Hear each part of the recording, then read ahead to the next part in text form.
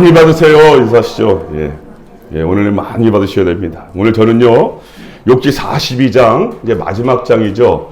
10절로 17절 말씀을 통해서 고난의 결과, 사실은 욥기 전체인데 고난의 결과란 제목으로 같이 또 은혜 받기를 원합니다. 여러분 1800년대 후반에 우리나라에 많은 선교사님들이 오셨잖아요.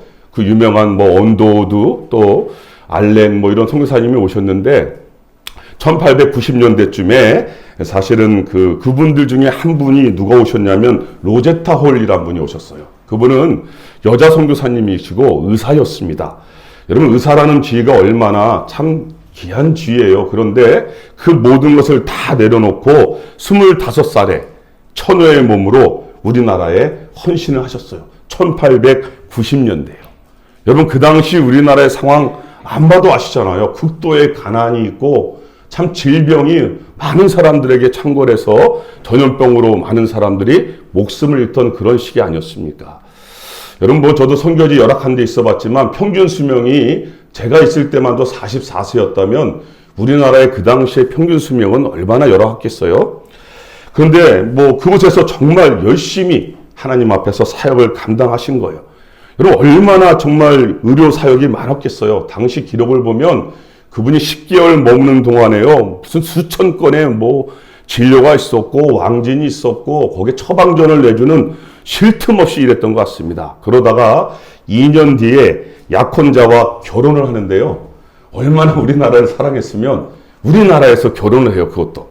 그리고 이제는 혼자가 아니라 부부가 의사가 돼갖고 정말 십자가의 사랑으로 그 수많은 사람들에게 하나님 앞에서 최선을 다하신 거예요. 그런데 여러분 결혼한 지 2년 정도 지났을까요? 그만 남편이 열악한 환경 속에서 계속해서 치료 사역을 감당하다 보니까 그만 발진티푸스라고 하는 풍토병에 걸리셔서 돌아가시고 맙니다. 근데 그분이 돌아가실 때 안타깝게도 그에게는 당시 6개월 된 아들이 한 명 있었고요. 너무나 안타까운 것은 뱃속에 태아가 있었던 거예요. 그렇게 남겨두고 그가 하나님의 부름을 받았습니다. 34살의 젊은 나이에 말이죠. 여러분 그 부인 되시는 선교사님이 얼마나 견디기 힘들었을까요? 상상이 가십니까? 근데 여러분 이렇게 끝난 게 아니에요. 그렇게 사랑하던 둘째 아이가 태어났어요. 드디어 태어났거든요. 딸이었습니다. 이디스라고 하는 딸인데 그 남편이 죽으면서 남겨준 선물이니까 얼마나 참 위로와 기쁨이 됐겠어. 볼 때마다 위로와 기쁨을 얻었는데요. 그런데 그 아이마저도 5살 때 풍토병으로 이질에 걸려서 죽게 돼요. 여러분 의사인 그녀 앞에서요. 이질 걸려봐서 알거든요. 계속 고열이 40대까지 오르고 그냥 설사가 쫙쫙 뻗어나가는 정말 표현할 수 없는 그걸 의사인 자기 앞에서 본인의 딸이 그렇게 하면서 죽어간 거예요. 여러분 그 사랑하는 5살 딸 얼마나 귀엽고 재간둥이였겠어요? 보기만 해도 이쁘고 사랑스러운 딸이잖아요. 여러분 제가 실제 사진을 보니까요. 얼마나 귀엽고 눈망울이 초롱초롱하고 예쁜지 몰라요. 그 사진 보니까. 그런데 그 사랑하는 기쁨마저 잃어버리게 된 거죠. 여러분 우리는 그냥 선교사니까 그 정도는 쉽게 이겨낼 수 있을 거다. 그렇게 생각할 수 있잖아요. 근데 아니에요. 사실은. 그녀는요. 그 당시 자신의 고통을 이렇게 묘사했더라고요. 하나님 길을 모르겠습니다. 제발 좀 도와주세요. 밤이 찾아오면 쓸쓸함도 함께 옵니다. 간절한 구름이 찾아옵니다. 제잘되던 어린아이의 그 입맞춤과 그 작은 손이 없어진 지금 그 아이가 없는 삶은 너무나 힘겹습니다. 이게 그녀의 솔직한 고백이에요. 그 아이가 없는 삶은 지금 너무나 견디기 어렵습니다. 여러분 제가 힌두교권에서 선교할 때 사랑하는 어린 자녀 2명을 먼저 보내야만 했던 그 선교사님 가정을 알고 있어요. 여러분 그들은요 더 이상 그곳에 머물 수가 없다는 거예요. 도저히 그 아이들이 생각나서 그 나라에 있을 수가 없을 정도라고 고백하시더라고요. 여러분 오늘 우리는요 인생 고난의 교과서라고 할 수 있는 이 욥기를 봤습니다. 그렇죠? 오늘 욥기를 통해서 우리에게 주시고자 하는 이 고난의 메시지를 2가지만 제가 요약해서 한번 전해드리도록 하겠습니다. 첫 번째로 뭐냐면 우리가 욥기를 통해서 배우는 고난의 메시지 첫 번째는 고난은 내가 죽고 예수님이 살아나는 과정이다. 다시 말씀드릴게요. 고난은 내가 죽는 것이고 예수님이 살아나는 과정이다 라고 보겠어요. 한번 우리 본문은 갈피를 하시고 앞장으로 한번 가보시죠. 6장. 한번 6장 2절 3절에 욥이 자신의 고난을 어떻게 표현하고 있는가. 본문은 갈피를 하시고 6장으로 다시 와야 되니까 갈피를 하시고요. 앞에 6장 2절 3절로 한번 가보시죠. 예. 욥기 6장 2절 3절에 욥이 고난을 당하면서 자신의 심정을 고백하는 그런 말씀이 나옵니다. 욥기 6장 2절 3절입니다. 시작. 나의 괴로움을 달아보며 나의 파멸을 저울 위에 모두 놓을 수 있다면 바다의 모래보다도 무거울 것이라. 그러므로 나의 말이 경솔하였구나. 아멘. 여러분 오늘 욥은요. 자신의 고난의 무게를 어느 정도로 좀 표현하고 있죠? 바다의 모래보다도 더 무거울 것이다 라고 표현해요.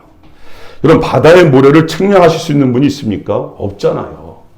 그런데 그보다도 더 무거울 정도의 고난, 이 고난의 무게가 그것보다도 무겁다는 거예요. 그것은 감히 상상조차 할 수 없는 고통이라고 하는 거죠. 여러분 교회 다니는 많은 분들 중에서 이 고난이라는 것에 대해서 잘못된 프레임을 가지신 분들이 의외로 많아요. 그게 뭐냐면 고난을 당하고 고통을 당하면 부정적인 해석을 해요. 그래서 너가 잘못했기 때문에 심지어는 너가 죄를 지었기 때문에 그에 대한 대가로 고난을 받는다. 이렇게 생각하는 분들이 의외로 많아요. 여러분 이 말이 틀린 것은 아니에요. 우리가 하나님 앞에서 범죄하고 하나님 앞에서 정말 죄를 지었을 때 우리가 하나님의 자리에 앉았을 때 당연히 고난이 따라와요. 그것도 맞아요. 안 그러면 우리가 사생아라고 성경은 말하고 있으니까요. 그러나 이 고난의 이유가 다 우리의 잘못, 우리의 죄 때문이라고 하는 것은 잘못된 생각이라는 것을 가르쳐 주는 거예요. 여러분 앞에서 말씀드린 대로 그 로제타 선교사님이 무슨 죄를 그렇게 하나님 앞에 지었습니까? 제가 아는 선교사님도 그렇고 우리 주위의 많은 분들 중에 그렇게 하나님 앞에 신실하게 살아감에도 불구하고 고통당하며 고난당하는 분들이 의외로 너무 많지 않아요? 그러니까 여러분 우리에게 무엇을 가르쳐주고 있죠? 우리가 함부로 남의 고난에 대해서 판단하지 말라는 거죠. 여러분 오늘 욥이 고난을 당했어요. 정말 어떻게 설명할 수 없는 고난이죠. 그 많던 당대 최고의 재산을 가졌던 욥이 그 재산이 갑자기 다 날아가 버렸어요. 한마디로 말하면 쫄딱 망한 거예요. 여러분 이것은 가족의 생계하고도 연관된 부분 아닌가요? 기본 생존권이잖아요. 어떻게 살아갑니까? 그래서 그렇게 우리가 지금도 투쟁하고 자살하는 사건이 이 기본 생존권 때문에 나타나고 있잖아요. 그 말은 여러분 이 한 가지만 가지고도 얼마나 극복하기 어려운 고난이었겠냐는 거죠. 그런데 여러분 어떻게 됩니까? 욥은요 여기서 끝나지 않아요. 사랑하는 자녀들 그것도 한 명이 아닙니다. 10명의 자녀 아들 딸들이 모두 한날에 다 죽어요. 이런 고난을 겪어요. 여러분 완전히 초상집이 되어버린 거예요. 보통 이 정도쯤 되면은 대부분 부모님들이 다 이성을 잃어버려요. 사실은 실신합니다. 그 슬픔에 완전히 잠겨버릴 수밖에 없고 소망을 잃어버리게 되어 있어요. 여러분 우리가 세월호가 왜 그렇게 우리 마음에 지금도 아프게 남아있죠? 다 우리 아이들 같지 않습니까? 그런 아이들이 수학여행 갔다가 다녀오겠습니다 하고 갔다가 그게 싸늘한 죽음으로 돌아왔는데 아니 어느 부모가 제정신일 수 있겠어요? 여러분 거기에 교회 다니는 분이 없었겠습니까? 아니죠. 그러나 그 슬픔이 너무 고통스럽고 큰 거죠. 그래서 쉽게 일어설 수가 없는 거 아니겠어요? 여러분 제가 보기에는 대부분 경제적인 고난과 자녀들의 고난이 동시에 닥치면요 정말 일어나기 힘들어요. 근데 여러분 오늘 욥기 1장을 보면 욥이 그런 극도의 고난 속에서 어떻게 행동하고 있는지를 우리에게 보여주고 있거든요. 제가 읽어드리면 이런 내용이에요. 욥이 이러한 고통 속에서 이렇게 고백합니다. 욥이 일어나 겉옷을 찢고 머리털을 밀고 땅에 엎드려 예배하며 이르되 내가 모태에서 알몸으로 나왔사온즉 또한 알몸이 그리로 돌아가올지라.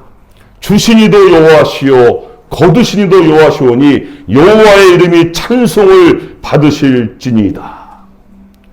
여러분, 이게 말이 됩니까? 이 극도의 고난 앞에서 욥이 지금 뭐하고 있어요?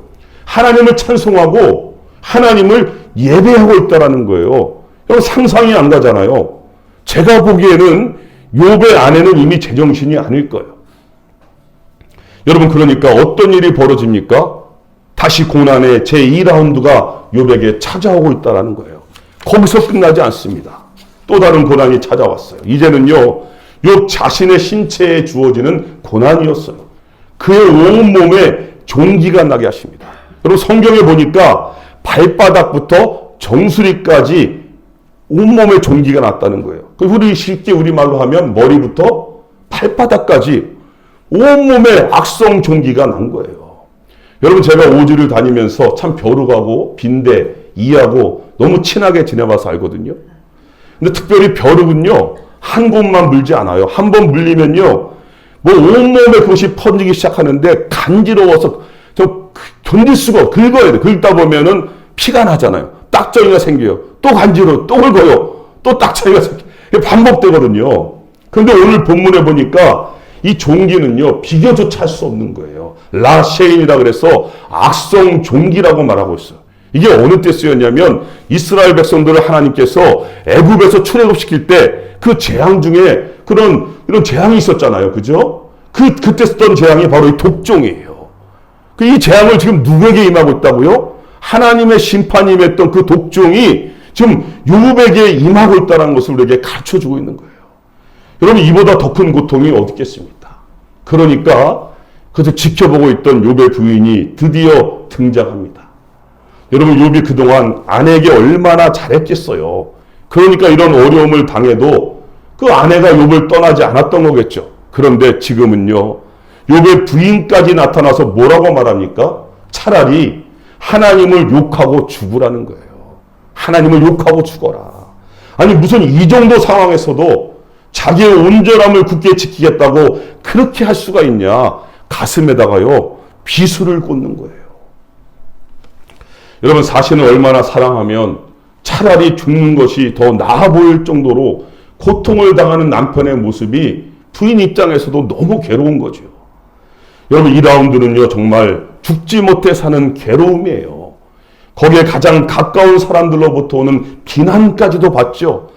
정신적인 고통까지 더 큰 충격을 안겨주고 있어요. 그 사랑하는 아내조차도 참지 못할 정도였다는 것을 보여주고 있는 것이죠. 여러분, 그렇게 되니까 이제 욥이 드디어 무너지기 시작해요. 욥이 무너지기 시작해요. 1라운드에서 그렇게 하나님을 찬양하며 예배했던 욥이요, 2라운드의 고통을 당하니까 자기 생일을 저주하기 시작합니다. 내가 차라리 내가 태어날 때 왜 죽어서 나오지 않았는가? 내가 왜 모유를 먹었는가? 한탄하고 있어요. 자기 속에서 그동안 감춰져 있던 것들이, 진짜로 속에 감춰졌던 것들이 터져 나오는 거예요. 그 고통 앞에서 말이죠. 여러분, 사실 보통 사람 같았으면 벌써 그렇게 되고도 남았을 겁니다. 여러분, 욥이 이제 어디서 결정적으로 무너지기 시작한지 아세요? 이제 3라운드가 벌어집니다. 친구들이 위로한다고 찾아왔어요. 그 친구들하고 논쟁이 벌어져요.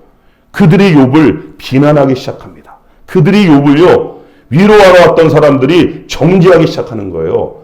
여러분, 그들이 욥에게 말하는 논조가 뭔지 아세요? 결론이 뭐냐면, 네가 이렇게 아픈 것은 네가 하나님 앞에 죄를 지어서 그런 거야. 네가 하나님 앞에 죄를 졌기 때문에 이렇게 벌을 받고 있다는 게 이 친구들의 이야기예요. 여러분, 이 친구들의 잘못이 뭡니까? 자신들이 하나님의 자리에 앉아서 거기서 욥을 평가하고 있어요. 욥을 정죄하고 있어요. 그런데 그들이 가지고 있는 지식이 뭐였습니까? 인간의 고통은, 인간의 고난은 곧 죄의 결과다라고 하는 프레임을 가지고 있었던 거예요.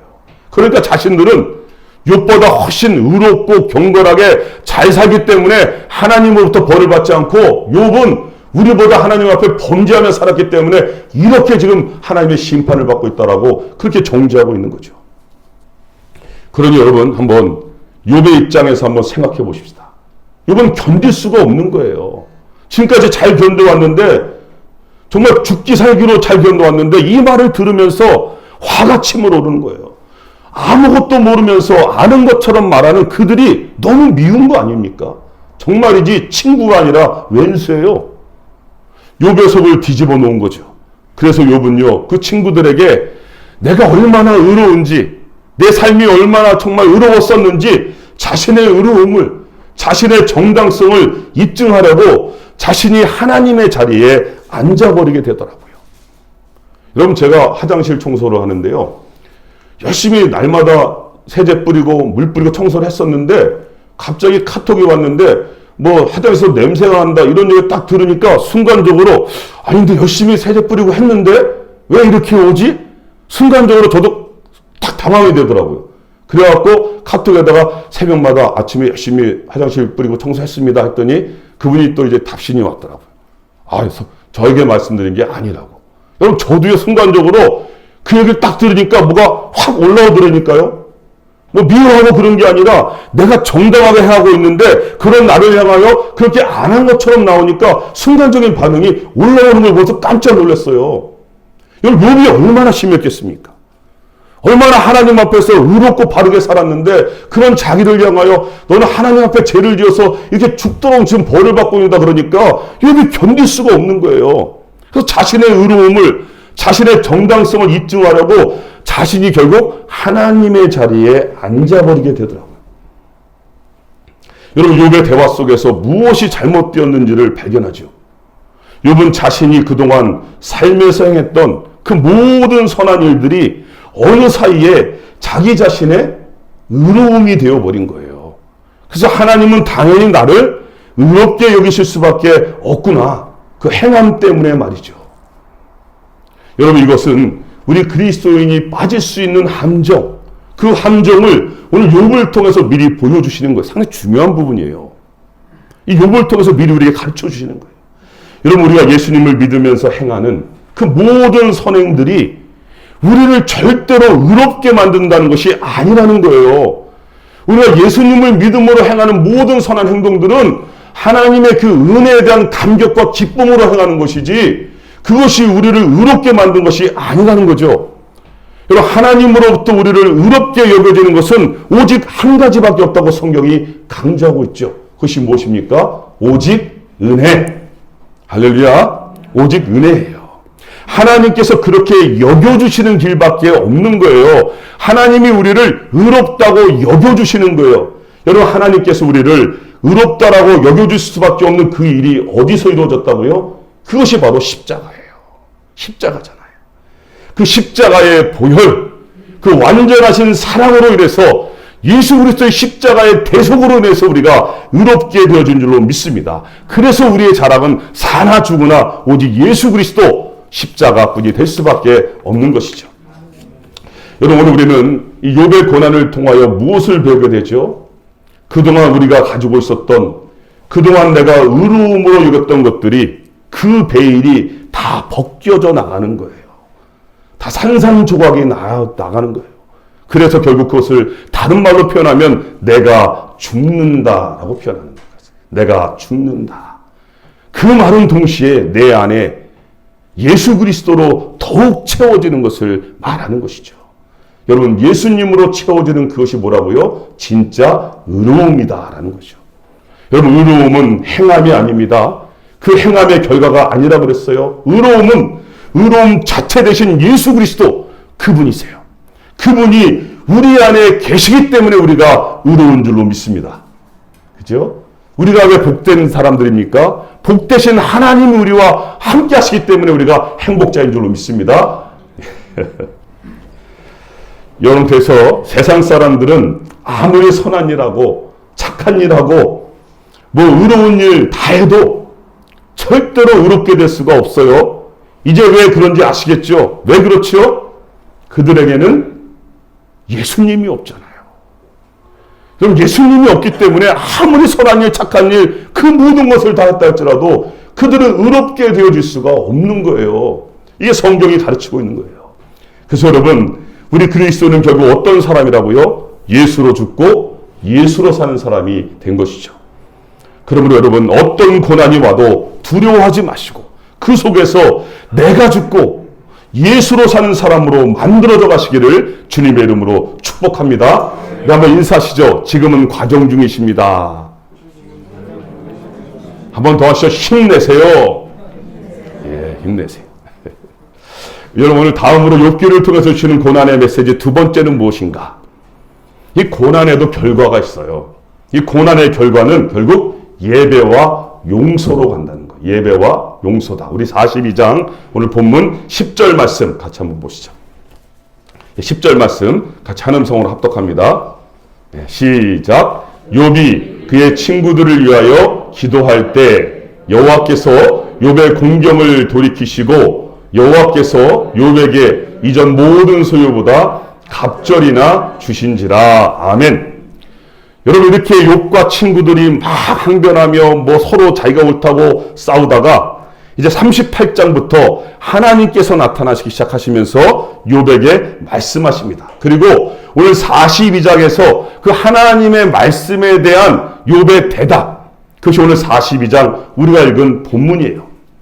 그럼 욥이 하나님의 말씀 앞에서 이제 뭐라고 대답하고 있는가? 한마디로 말하면 그렇게 친구들 앞에서 내가 의롭다고 말했고 그렇게 당당했던 욥이 이제는 정말 하나님 앞에서 티끌과 재 가운데서 회개한다라고 회개하는 모습을 보여주고 있어요. 내가 잘못했다는 거죠. 내가 하나님 앞에서 교만했습니다. 내가 하나님께 대하여 귀로만 들었는데 이제 하나님을 내가 직접 봤습니다라고 하나님 앞에서 회개하는 욥의 모습을 보여주고 있습니다. 여러분, 그리고 나서 끝났다면 얼마나 허전해요. 그런데 감사하게도 그 친구들과 욥과의 화해하는 장면이 나오죠. 여러분, 어떻게 화해가 이루어진지 아십니까? 그 친구들이요, 욥을 공격했던 친구들이 욥과 함께 하나님 앞에서 뭐 하고 있냐면 희생제사를 드리고 있어요. 자신들이 이제 하나님 앞에서 그동안 하나님의 자리에서 욥에게 정죄한 것을 이들이 희생제사를 드리면서 회개하고 있더라는 거죠. 여러분, 희생제사가 뭘까요? 지금으로 보면 예배잖아요. 제사는 예배예요. 희생제사, 하나님 앞에 예배를 드린 거예요. 그 말은 여러분, 우리의 예배에도 희생제물이 있다는 거 아니겠어요? 그래서 성경에서는 뭐라고 말합니까? 예수 그리스도께서 우리의 죄를 위하여 희생제물이 되셔서 돌아가셨다라고 말하고 있습니다. 우리의 희생제물이 누구라고요? 예수 그리스도. 그렇기 때문에 오늘 우리가 담대하게 주님의 은혜의 보좌 앞에 나올 수 있는 것은 우리를 위한 희생제물이 되신 예수 그리스도가 있기 때문에 이렇게 감격적인 예배를 드리는 줄로 믿습니다. 하나님이 왜 예배를 기뻐하세요? 하나님의 예배를 통해서 왜 영광을 받으세요? 우리가 뭐 너무나 하나님 앞에 거룩하게 살아서 그럴까요? 여러분, 다른 게 아니에요. 우리에게 누가 계시기 때문에 예수 그리스도, 그분의 보혈의 피가 예배 가운데 흐르기 때문에 하나님이 보시면 어쩔 수가 없는 거예요. 견딜 수가 없는 거예요. 그 사랑 때문에 하나님의 은혜가 예배 가운데 부어지는 줄로 믿습니다. 예배 속에는요, 예수 그리스도가 희생제물이 되어 있기 때문에 하나님이 예배를 받으실 수밖에 없는 거죠. 그 이유가 바로 예수 그리스도이십니다. 여러분, 그리스도인에게 예배가 이렇게 중요한지 아시겠어요? 그러니까 믿음이 깊어져 간다는 것은, 성숙해져 간다는 것은 결국 예배의 사람으로 되어져 갈 수밖에 없다는 것을 성경이 가르쳐 주는 거죠. 여러분, 우리는 살아가면서 알게 모르게 이 친구들처럼 죄를 지을 수 있어요. 아니, 솔직히 말하면 짓고 살죠. 얼마나 우리가 다른 사람을 쉽게 험담하고 또 비판하고 평가할 때가 많았어요. 그러나 여러분, 그때마다 그냥 지나가지 말라는 거예요. 주님의 은혜의 보좌 앞에 나오라는 거죠. 그리고 우리의 희생제물 되신 예수 그리스도의 그 십자가의 보혈의 공로를 의지하여 하나님께 뭐 하라고요? 예배드리라는 거예요. 그 예배가 정답인 거예요. 여러분, 이번에는요, 욥의 영역이죠. 친구들은 그렇게 예배를 드렸습니다. 이번엔 욥의 영역인데요, 친구들이 그렇게 희생제사를 드리며 하나님께 용서를 구했고 또 욥에게도 용서를 구했어요. 그러면 이제 욥이 어떻게 해야 합니까? 꾹 있어갖고 난 너희를 절대로 용서할 수 없어. 네가 어떻게 내가 고통스러울 때 이렇게 말할 수가 있냐고, 이렇게 나오면 안 되잖아요. 오늘 욥을 보니까요, 오늘 욥에게서 중요한 장면이 나오죠. 어떤 장면이 나옵니까? 욥이 그의 친구들을 위해서 기도했다라고 말해요. 기도했다. 한마디로 뭐 하는 거죠? 용서예요. 축복이에요. 사랑이에요. 여러분, 그래서 제가 수도 없이 반복하며 우리가 인사하는 게 뭐예요? 축복합니다. 사랑합니다. 여러분, 정말 여러분을 힘들게 하고 고통스럽게 하는 사람들 이기는 방법을 제가 알려드렸잖아요. 다른 게 없어요. 그들의 이름을 부르면서 하나님 그분을 축복합니다. 그분을 사랑합니다. 그분을 용서합니다. 그분을 위해 기도합니다. 여러분, 그게 선포하면요, 주님께서 반드시 해결해 주십니다. 이게 비결이에요. 지금 제발 미움이라고 하는 돌덩이를 더 이상 가지고 살지 않았으면 좋겠어요. 이 현대시대는 관계 때문에 오는 미움과 증오가 얼마나 많은지 모르겠어요. 그게 돌덩이거든요. 내 자신이 무너지는 거, 그걸 가지고 있으면 하나님과의 기도도 잘 안 뚫려요. 너무 힘들어요. 근데 그걸 해결할 수 있는 방법을 이미 주님이 주셨잖아요. 십자가의 보혈을 주셨잖아요. 그죠? 그 주님 앞에 그분들의 이름을 올려드리면서 하는 제 마음이 용서는 안 되지만 주의 말씀에 의지하여 하나님 그분을 용서합니다. 사랑하겠습니다. 주님 도와주세요. 주님 해결해 주세요. 그러면 하나님이 해결해 주신다니까요. 그런 능력을 다 체험하는 저와 여러분 됐으면 좋겠습니다. 여러분, 오늘 본문에 중요한 단어가 나왔다 그러죠. 욥이 그 친구들을 위하여 기도할 때 여러분, 그럴 때 어떻게 되었다고요? 하나님께서 욥의 고난을 돌이키셨다.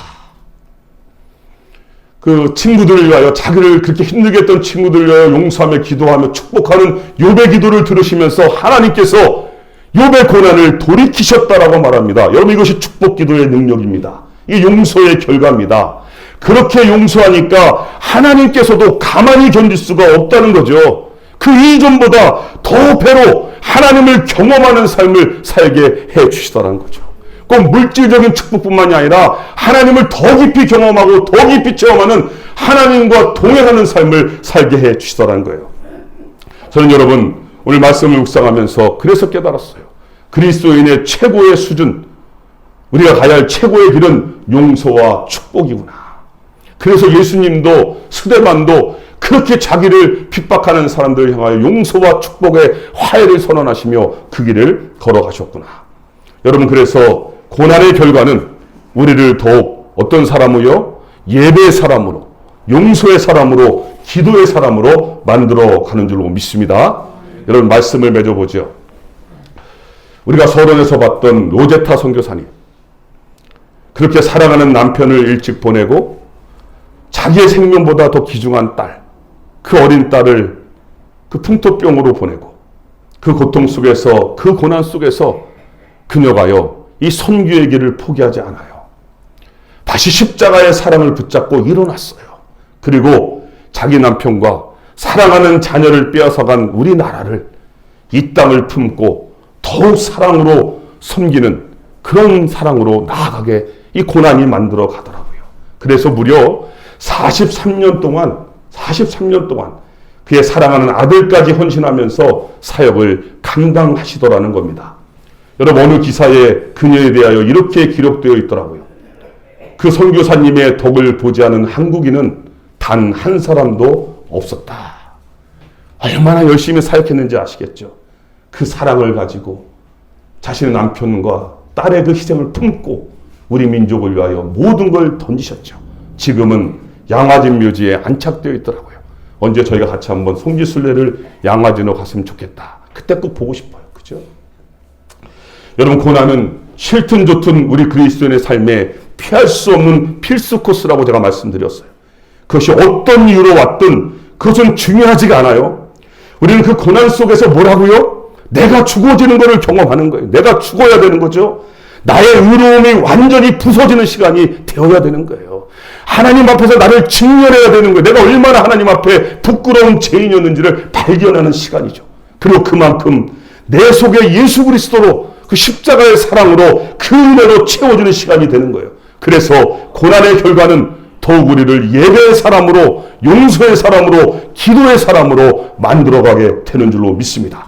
그렇게 주님께서 보내신 이 땅에서 주님과 함께 살면서 더욱 예배와 용서의 축복을 받아 누리시는 기도의 사람들이 다 되시기를 주님의 이름으로 축복합니다. 기도하시겠습니다. 하나님, 아버지, 우리가 주님을 믿는다고 말하지만 그렇게 주님 앞에 나왔지만 우리의 삶 속에 끊임없이 찾아오는 고난, 하나님 예수를 믿는데도 왜 이렇게 힘들고 어렵게 살 수밖에 없는지, 하나님 그런 상황 속에 있던 저희들이 오늘 다시 한번 하나님의 말씀을 통하여 이 고난의 결과를, 고난 속에서 우리가 무엇을 깨닫게 되어야 하는지를 말씀하여 주시니 하나님 감사합니다. 하나님 이 고난 앞에서 진정으로 하나님 앞에 엎드리게 하시고 나의 연약함과 나의 부족함, 내 자신의 의로움과 내가 그동안 의지했던 모든 것들이 하나하나 끼어지고 부서지고 내가 죽어지는 시간이 되게 하여 주시옵시고, 그래서 내 속에 예수 그리스도로만 가득가득 채워져서 그 은혜로 말미암아 내가 죽고 예수가 사는, 예수로 죽고 예수로 사는 사람이 되게 하여 주시옵시고, 아버지 고난의 결과로 우리 속에 그동안 담겨져 왔던 미움과 증오와 그 모든 것들을 이제 손들이지 하는 예배를 통하여, 기도를 통하여, 용서를 통하여 축복하고 기도하고 용서함으로 이 땅에 하나님의 나라를 이루어가며 하나님의 영광을 누리며 사는 우리 모든 교우들 되게 축복하여 주시옵소서. 예수님의 이름으로 기도드립니다.